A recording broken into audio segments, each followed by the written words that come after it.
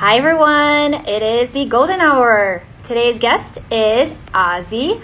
He has an amazing background in dance, and I'm so excited for you all to meet him. Now, if this is your first time joining us, the Golden Hour series is a conversation that we have with people who inspire us. My name is Angel. Thank you all for joining. And this is our third guest. We do it every Friday evening, so we really hope that you enjoy this. If you have any questions or if you want to, just send some or share some comments, please do so, and we'll try our best to address them. So I am now just going to tag so we can get started. Okay. Ozzy! What Oh my God. I always do this. This shit is like, where's my face? And I got like, there it is. Here it is. I mean, I was talking earlier about how my forehead's too big, so like I do appreciate that it cuts off a lot of it. But anyways, how are you? How's your evening going? Going good. Working. Yeah. Looking at stuff online. Researching. What are you looking at online? Golf. A lot of golf stuff. Because aside from me being the dancer that I am and the entrepreneur that I am, I'm also into golf. So Nice. Any golfers on the line? Hit them up with some tips. yes, help, please. Help. All right. Well, today on Golden Hour, we're going to talk about basically what transforming and trusting your journey looks like. And I was really, really drawn to your whole dance journey, your whole dance life, right? But aside from that, I didn't even know you before dance. I don't think. We've met a few times, but if you can share a little bit about how you got started into dance, that might be able to help everyone on the line, like get to know you a little better. Yeah. So I've been dancing for 18 years and I'm 31 years old. So I've been doing it for quite some time. Oh, shout out to Raul. One of my crewmates just hopped on. But I've been doing it for quite some time. And I always base it off of when I was first. I always base it off of the first time I literally hit the ground. And that was with breaking. So my first top rock, six step. If you don't know what those moves are, just Google or YouTube them. But I always base it off of that. And that was in middle school. And one of my good friends, who was also one of my mentors in life, personal mentors in life, got me into breaking. And it just literally kicked off from there. So from breaking, I did that for quite some time, then got into a dance form called rocking. And then from rocking, got into house. And yeah, that's would you consider yourself a born dancer? No, I wouldn't. My parents would say the same. Would say different. Like my mom would always tell me stories about how I was dancing at 2 years old at family parties, and I grew up in the Bay Area. So at the time when I was growing up in the Bay Area, which was like early '90s, early to mid, late '90s,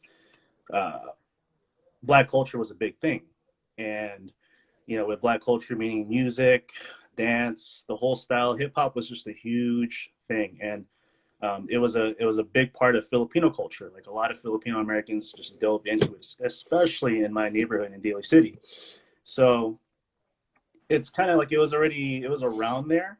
So it's like I just grew up into the culture. I grew up into it, but I just wasn't really born with it. I don't think anyone's ever born to be something. Eventually you have to work your way into becoming something. So. Yeah. I literally know all the Filipinos that I do know. They're really good at dancing and cooking. And singing, right? Oh, true. And singing. Yeah, singing is like number one. Are you good at singing? No, I'm terrible, but I like doing it anyways. I love karaoke. That's what I ask. Well, it's like the most Asian Pacific Islander thing is karaoke. Yeah. Like, I don't know if you ever saw like the list. There's like a list of different types of Asians, like what we're known for. Like Vietnamese are known for like business. Well, they called it the business fuckers, and then Filipinos are known as the talented fuckers. And it's just like it was like one of I those. have not seen that list. Yeah, man, No. dude, it's No, hilarious. but I'm yes, like, I will say hands down, the Filipinos that I know are very, very talented, for sure, for sure. So you don't think that you were born a dancer, but your mother would argue the opposite. So yeah, could we consider this a transformation for you? Just going back to our topics and our themes. yeah, I guess so. You know, my cousins were into freestyle hip hop. In the Bay they call it freestyling, and freestyle housing, and they would do it. You know, we would do it at parties and everything like that. So I was exposed to it. I grew up around it. I dabbled with it. My cousin was the first person to show me, you know, a breaking move, which was the turtle, and I was like, oh, okay, that's cool. And then again, I dabbled with it until I moved to Minnesota, which was in 2000, 99, 2000.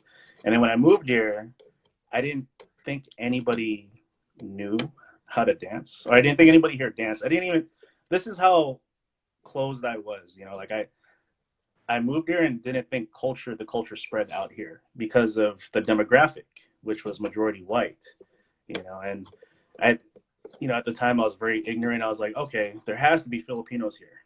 You know, I thought like every other Asian person that I saw was Filipino, let alone there's like no Filipinos here whatsoever.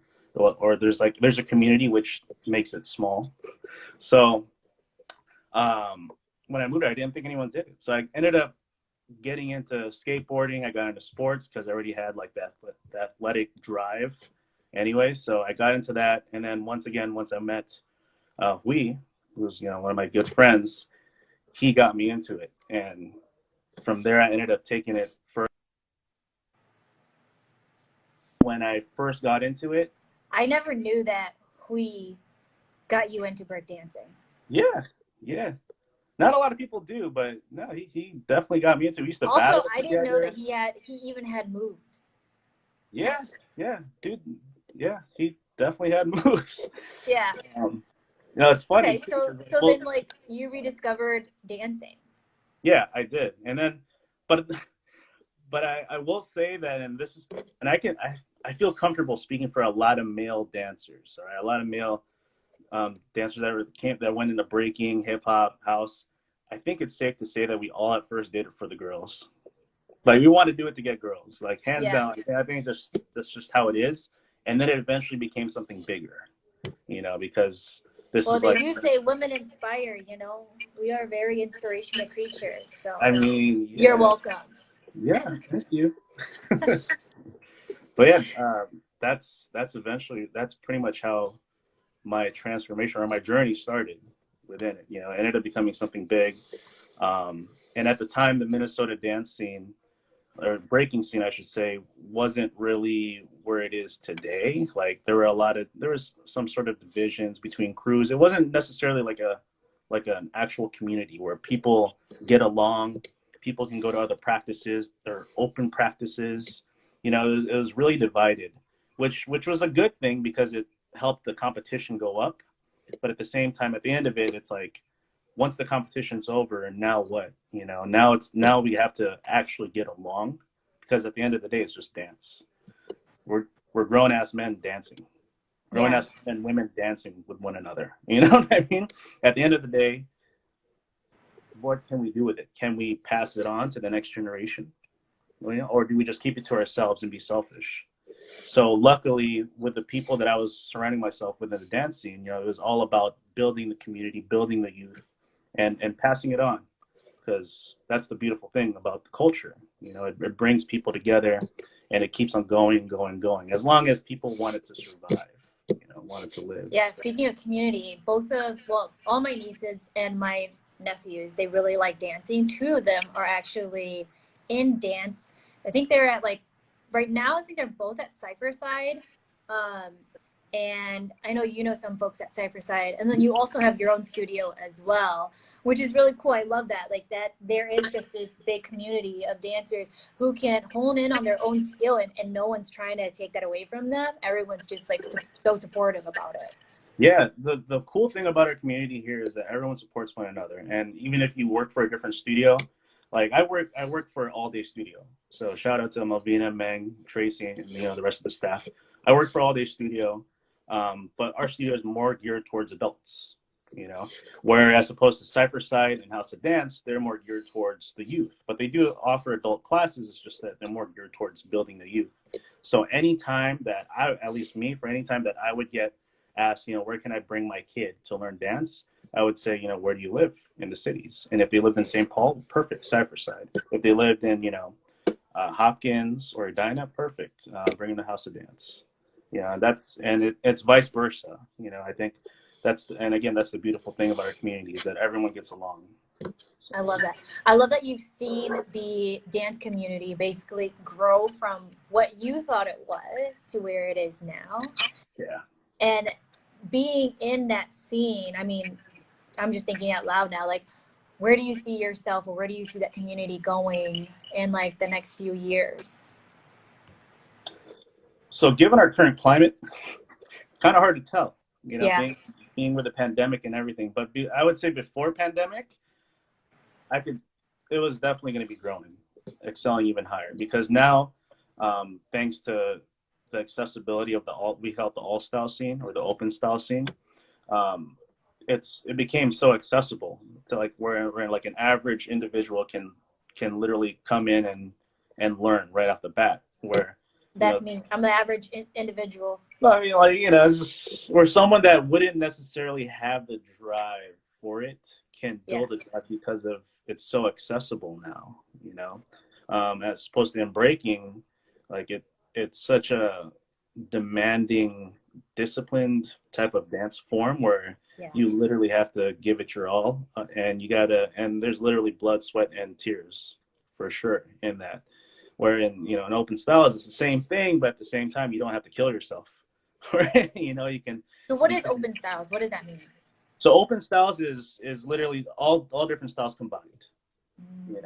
And where it would be hip hop, house, breaking, whacking, locking, popping, like all the different styles combined.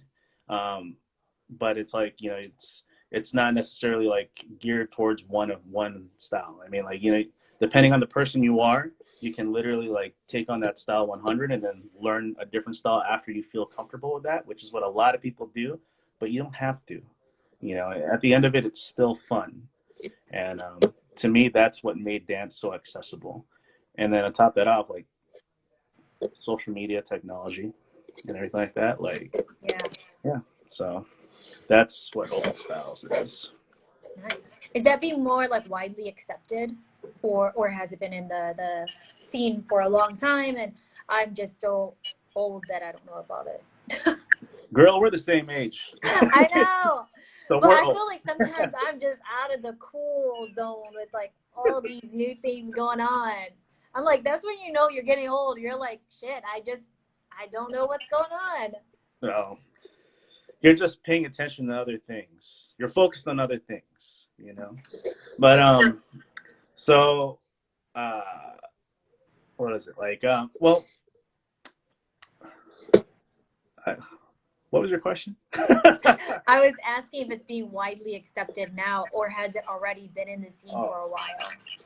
So I would say that the open styles / all styles came into play about maybe 9 years ago. And at first it wasn't widely accepted because to a lot of traditional dancers like myself, but I'm gonna back up on that because I don't even consider myself a traditional dancer only because I dabble with 3 different styles. So technically I'm an all styles dancer. But to a lot of people that stuck solely with breaking or solely with house, a lot of them would look, and I'm not speaking for everyone, but every other person would look at that and be like, wow, this person's half-assing, because they're not perfecting, or they're not sticking to that one style and learning. They're just Yeah. half-acting and going to the next. So at first it wasn't widely accepted, but now it's become such again, accessibility has a lot to do with it now, where anybody can go in there and be like, yeah, I can learn this type Yeah, of that's deal. like a ballerina becoming like a doing breakdancing as well. Would that be Yeah, considered like open styles, like all multiple forms of styles into one type of? yeah. I mean, technically, yeah, Yeah, pretty much.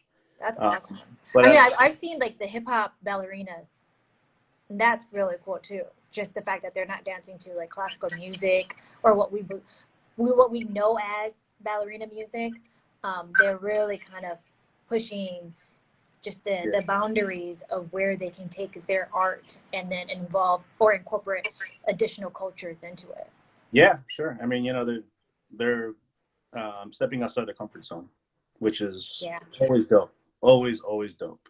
Speaking of stepping outside of the comfort zone, when you were in dance, do you have like a story to share about how you stepped out of the comfort zone for yourself?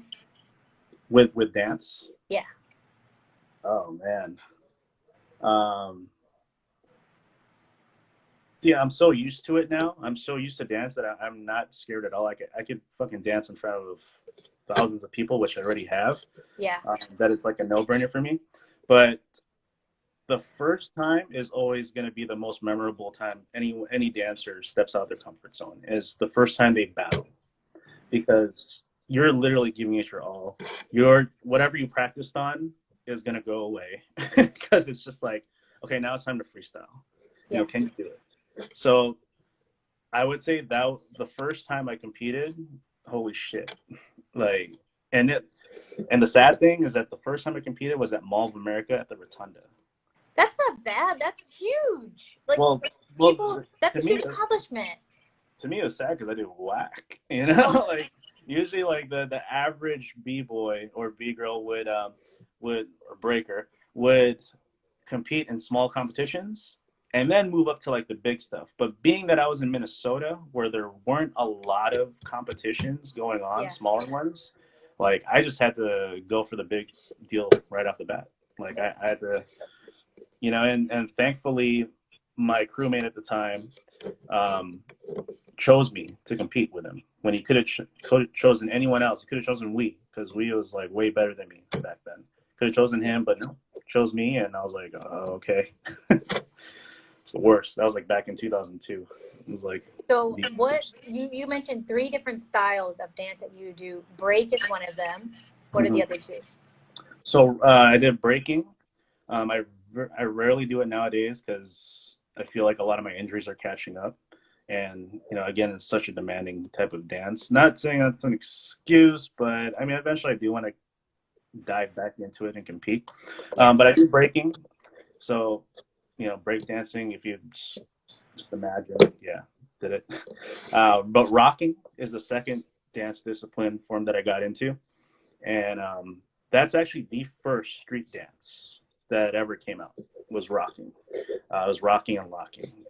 But rocking is it's more so done up top. So it's basically what you see a b-boy or a b-girl do before they get down to the ground, where they just start dancing up top for a little bit. So that's pretty much rocking, but extended to another level.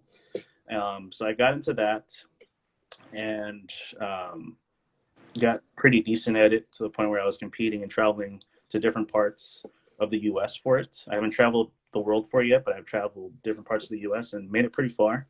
And then I got into house.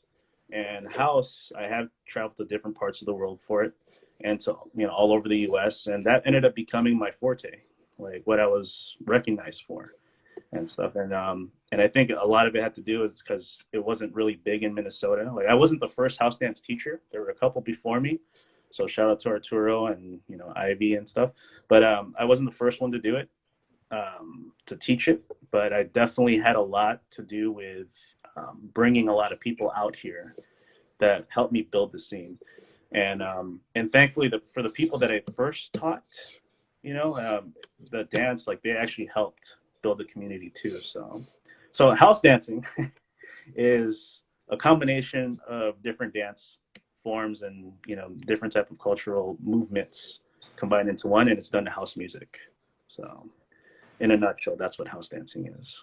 So, And so how did you fall into house? I mean, like, do you just naturally transition into all these different styles because you are in dance? I mean, I'm just generalizing, but how did you find these different type of styles and how did you hone in on house? so um, in breaking, I was really known for top rocking, which is again the dance, the move that you do before you hit the ground. I was really known for that. It was my strength in my crew. I was the guy they would send out in a crew battle if someone had really good tops, was really good at dancing to the beat and really musical. Then they would send me out to respond.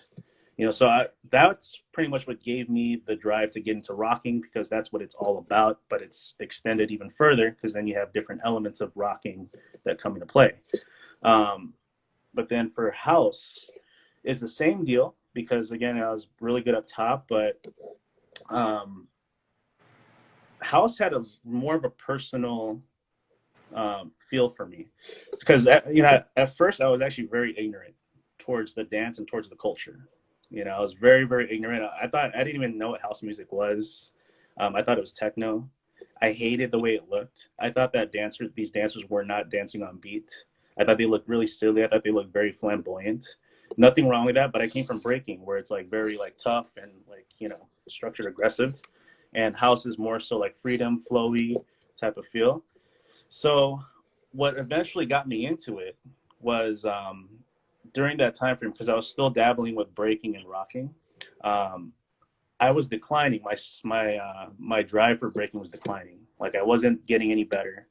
None of my crewmates, and this is nothing against them, they had to do what they had to do to keep the crew up. But none of my crewmates were asking me to compete because I was the weakest link. I was the weakest link in the crew. So I was kind of depressed about it. And I was just like, well, this sucks. And I was angry, and I was like, I need to do something better. So one time, there was one event we used to throw here called Falling with Style, and it was at an after party. And there are three dancers. One of them was one of my good friends, named is B-Boy Thesis. And he's also a very well-known b-boy, but he dabbles with a lot of different dance styles. So him, this girl named Chantel, and this guy named Jarrell were dancing to house music. There was a DJ there, live DJ was playing house music. And I remember just watching him like dance, and I was like, yo, what are you doing? Like what's this move? How are you moving like that? And then I asked him, I was like, dude, what were you just doing there? He's like, I was house dancing. I was like, what? Because the house dancing I saw just looked horrible. And but the way he like delivered it, so I'm like, okay, I have to learn this. I have to learn this dance. I got to figure it out. And then thankfully, the internet was coming up to another level. And then that was my accessibility. Ended up looking up a guy. I looked up a bunch of house dance tutorials, the history of house dancing. I literally utilized technology to its max just to figure it out because, again, I'm in Minnesota. There's not a lot of resources here. So yeah, I'm going to figure it out. Eventually led on to meeting a guy who was actually one of my mentors today. His name is Jardy Santiago. Like, he started coming up with online tutorials, and I finally met him in Chicago, and the rest was history. Ended up, teaching people here who ended up getting really inspired, like Joelle. So shout out to Joelle, and then yeah, the rest was history. And I love that story. I love that, like, it's kind of like a comeback, or not a comeback, it's like a come up story, right? Because you were so ignorant about house, you were kind of falling behind on your breaking, and you fell into this style that you weren't even sure that you would like. And yeah. Look at you now. Dude, like, that's why I'm saying the universe is crazy. You can never judge something too much. You can't judge things too much because you just never know. You might be in that same position, and you might be that same person that's getting judged by another person. So it's like you always got to have to me, it's giving me the perspective of just having an open mind, being very open-minded, and just, respecting things around you and being very mindful, So that was my biggest lesson in that. And it's a good lesson because now I'm known for it here in Minnesota. Yeah, If that's true. anybody, if any house dancer comes in to Minnesota, I'm the one to get contacted to show Nice. them around, or help them out with a workshop. So it's a All beautiful right. thing. Well, we're coming to 2:25 or 7:25.